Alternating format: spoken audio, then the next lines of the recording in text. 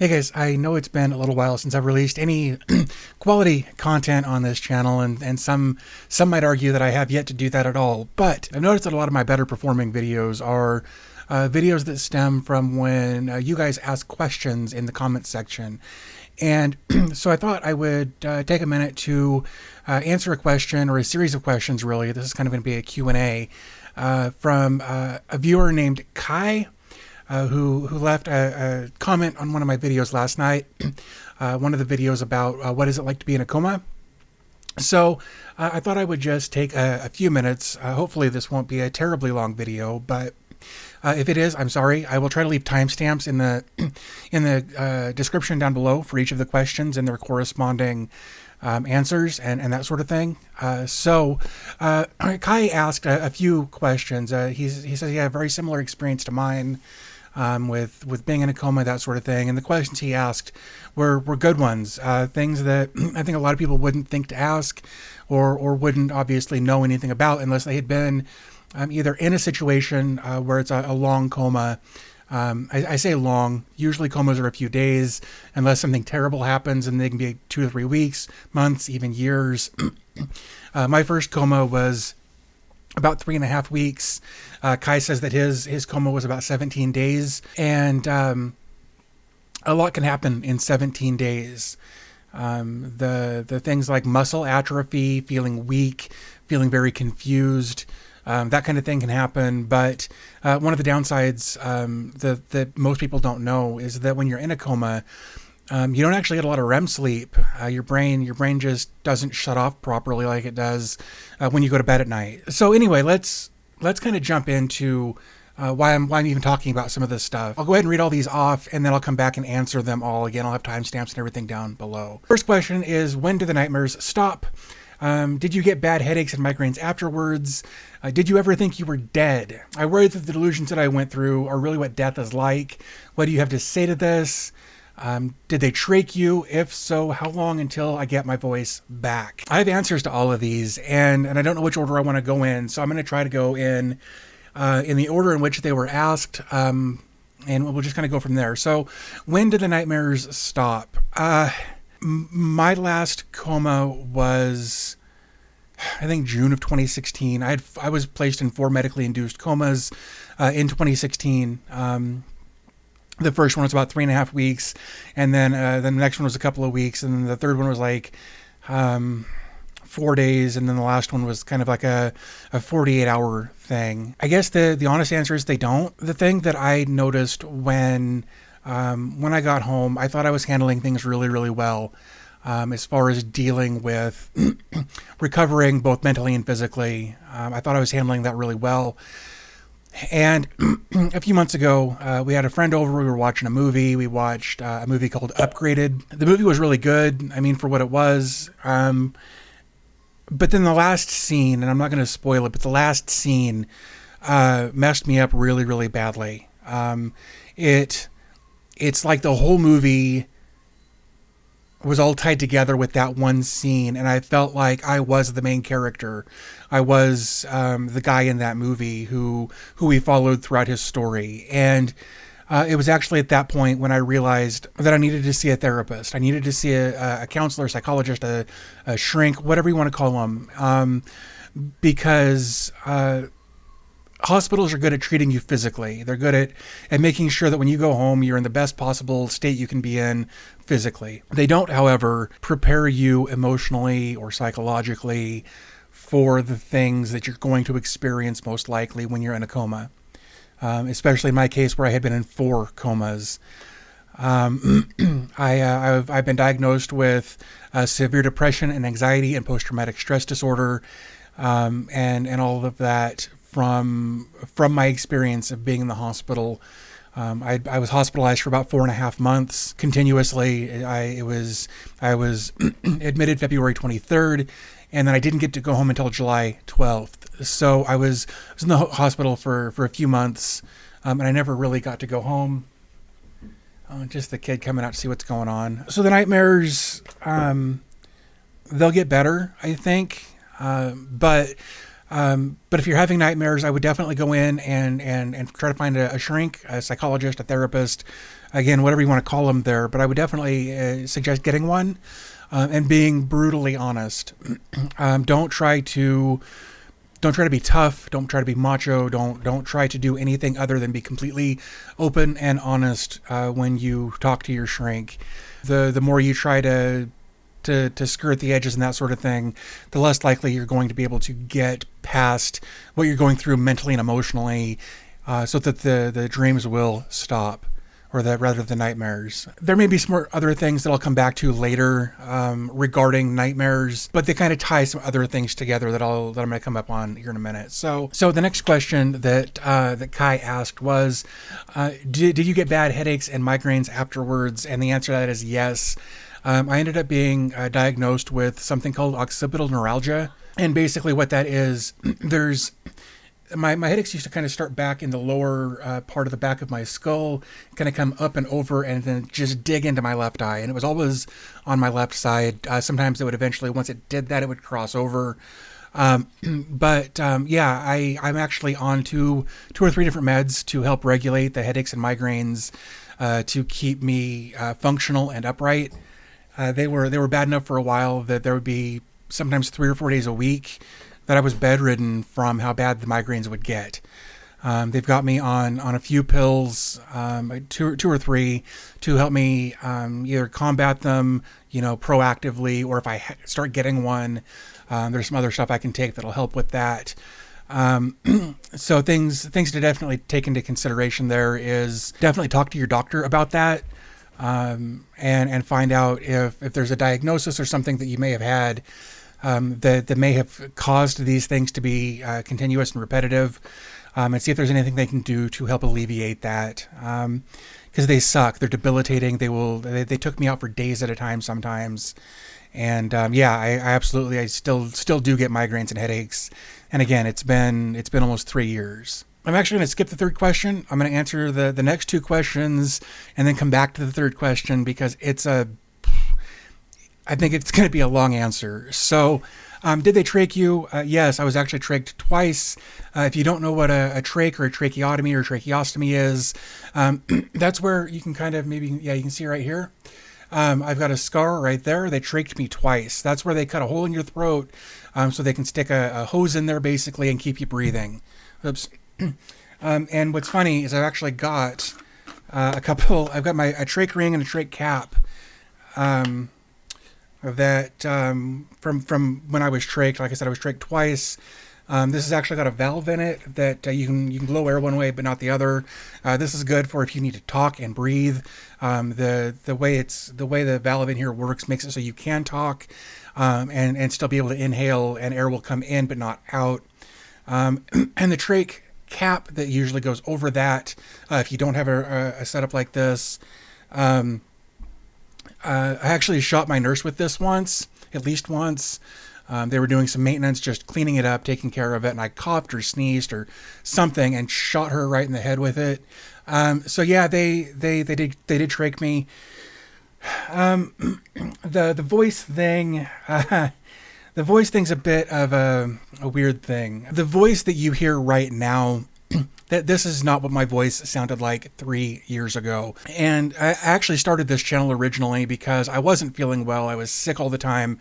And I wanted to start this channel to talk about, to kind of document my process of going from how I felt like crap, and was overweight and unhealthy to, kind of just documenting my process of, going for walks and runs and eating differently and that sort of thing. So here's just a quick clip of what my voice sounded like 3 years ago when I first started this channel. Hey guys, my name's David, and this is actually the first video that I'm releasing on this channel. I've got other YouTube channels that I've been running for a while now, and they're growing, and that's great, but the topic of what I want to cover in this channel doesn't really fit with those other channels. So, like I said, my voice obviously sounds considerably different now than it did then, but there's more to my voice then and now. After they trached me, there was obviously some voice loss. I was very Well, you know what? I'll just have you listen to this. This is a clip from when I was in the hospital still after one of my trachs. I think I don't know which clip I'm going to show here, but this is after I was trached and trying to figure out how to talk again around all of that. Hey guys, thought I'd try something different today. I know we've been doing a lot of the just the status updates, but wanted to try this. I apologize for the voice. So you can see that my voice for a while was, and I guess the thing I should say here, my voice was garbage at that point. And the amount of effort it took me to even get that loud, I felt like I was screaming like at a concert or something, just to be able to get my voice loud enough for my phone to pick it up, to record it, so I could post it on the internet so my family could see that I was doing better. And my voice was like that for a few months. And then I had a speech therapist come in and work with me a little bit. And she had this weird thing that she had me do, because they ended up doing where they stick a camera like up my nose, through my sinuses, down the back of my throat, and looked at my vocal cords to make sure that they hadn't been damaged or nicked or anything when they did the trachs. Once they realized that that was all good, the speech therapist person came in and told me to do something that I thought was odd, but it worked. And that was you figure out where your trach is here, and you actually squeeze it. And and almost to the point of being uncomfortable. You don't want to cut off the arteries and all that are up here, but you want to get in there and really kind of squeeze your trach. And what that's going to do is cause the vocal cords to basically force to be rubbed together, and that's what makes your voice work. And it's not like you're going to do that once and it's going to be better. Like, it took me probably a month. Like, I didn't have to squeeze my throat every time.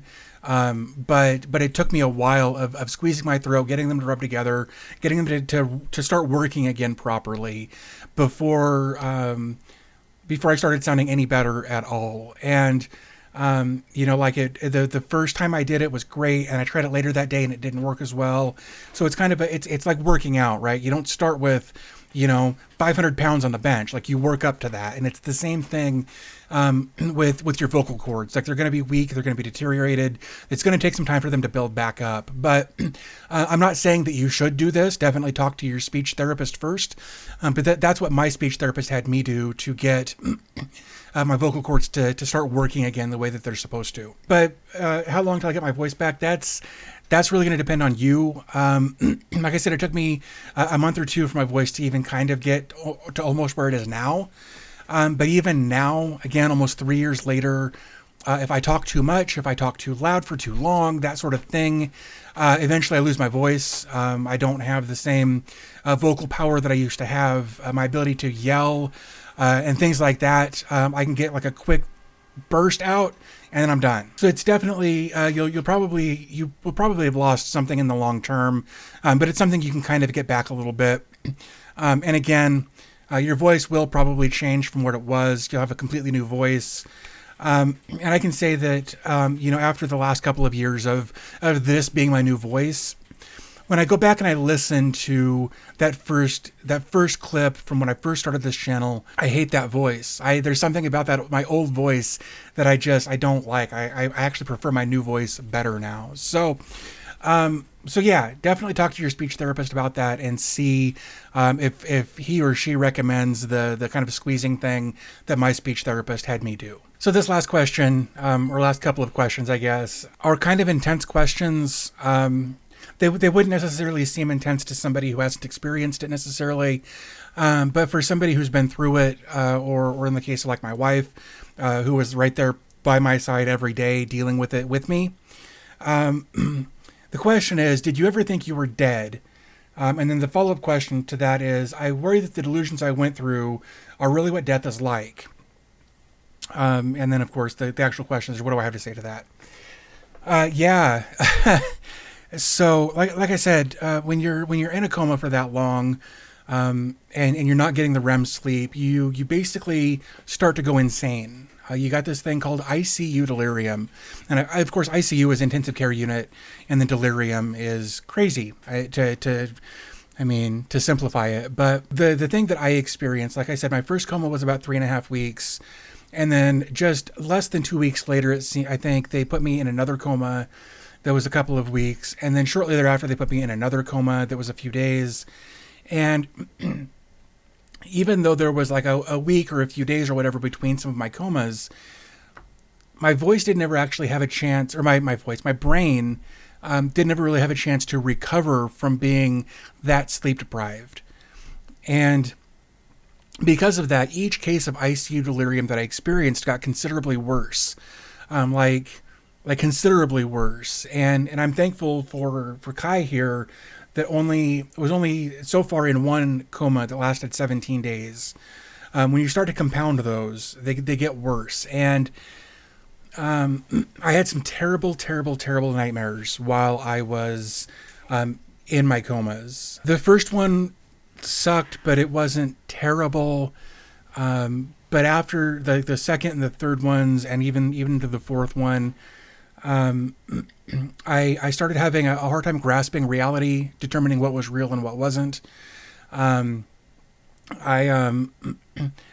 didn't believe anybody around me. I didn't trust anyone. I didn't know where I was half the time.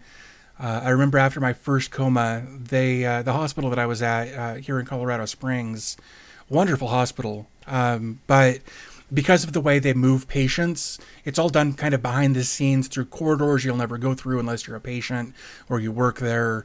And for simplicity for them, all of the elevators have code names of different colors.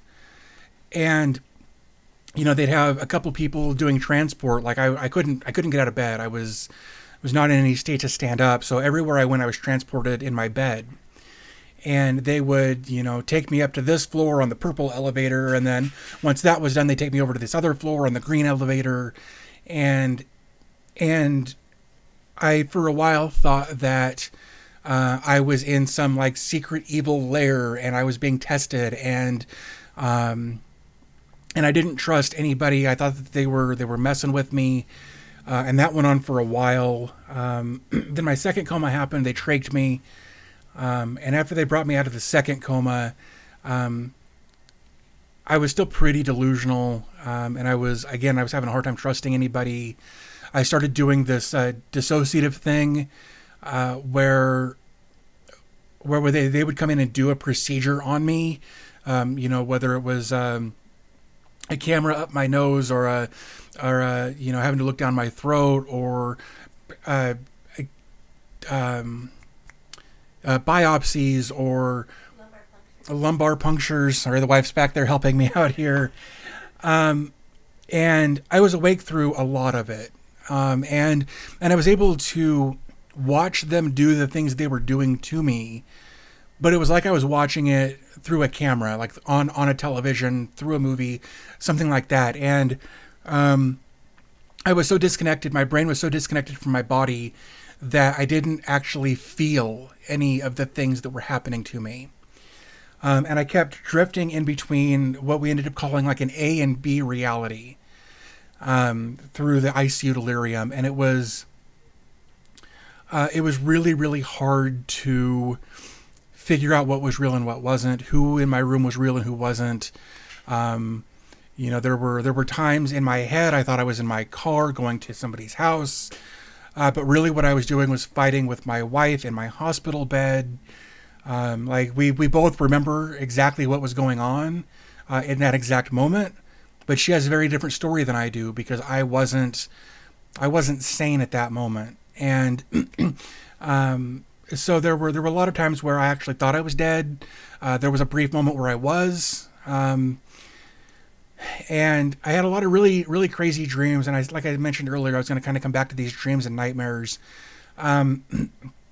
There were several dreams that really stuck with me. I spent a lot of time on boats. I don't know why. I'm not a big boat person. I don't like to be on the water. I don't swim. But for some reason, I was on a boat. I've heard a lot of other people say they've been on boats. They've been on trains. And I think a lot of it kind of has to do with the idea of like when you're in a car, if you're focused on a book or a phone or something, like your ears are perceiving movement, but your eyes aren't, so you get motion sickness. I think it's kind of the reverse of that. Like you're hearing a lot of motion and movement and that kind of thing, so your body makes you feel like you're moving. It's the only thing I can really come up with. But it was, there were a lot of really nasty dreams that I had. At another time I thought that I'd actually been like assimilated by a robot people or robot clan or something. There was another one where I was in an area that I wasn't familiar with, but I was running through this house, trying to use chlorine gas to blow it up while it was still full of people. So there was a lot of really terrifying moments that I still remember very, very vividly. And a lot of times reality would cross over into those. Like during my second and third comas, I knew that I couldn't walk, or my brain knew it anyway. And I was mad at the people in my dreams for not recognizing that I was up running around with them. And, eventually, after quite a while, we kind of came up with this way of kind of helping me. And that was, anybody who came into my room had to write their name on the board. There's a whiteboard, like in your room somewhere, probably. Everybody who came in had to write their name on the board. That was a me thing. And I kind of came up with this idea, this concept of an A and B reality, kind of like A/B testing, but A/B reality. And if I started to slip, Rachel could be, okay, like this is A, we're in A right now. And help me understand that this was real. This wasn't my delusions and that sort of thing. And while it seems like my brain could easily trick me into making me say that I was in A reality when I was really in B reality, luckily my brain didn't do that. So our ability to kind of convince me that I was in A or B worked out real well for me. So it's definitely something to keep in mind if you've got somebody who's dealing with something similar where they keep kind of sliding in and out of being able to realize what's real and what's not. So so that's comas are terrible, awful things that again, hospitals can prepare you for physically, but they can't prepare you for mentally or emotionally. It took me 2.5 years to have my first breakdown because of it. So I think the takeaway from this is that comas are awful, not only just for the people involved who are in the coma, but for the people around them, especially if it's a long coma. Honestly, I would say anything longer than like a week or 2 weeks is a pretty long coma, because it can have real big side effects to the person in the coma, like I said, with the ICU delirium and that sort of thing. So if you've been in a coma for more than a couple of weeks, I would honestly suggest you go find a therapist to talk about it with, to help you kind of work through some things that you may not even be aware that you're working through, if that happens to be the case. So anyway, I hope the video was insightful, it was helpful, that sort of thing. If it was, if you were interested in this, definitely do me a favor, give the video a thumbs up. It would really help me out a bunch. And like I mentioned at the beginning of the video, a lot of the content that I enjoy making the most actually comes from you guys asking me questions about comas and dialysis and that sort of thing. So if you got other questions, I would love for you to ask those down below. And I'll try to make more of these videos as long as you guys keep asking questions. So as always, thanks for your time. I always appreciate your support, and I'll talk to you guys in the next video.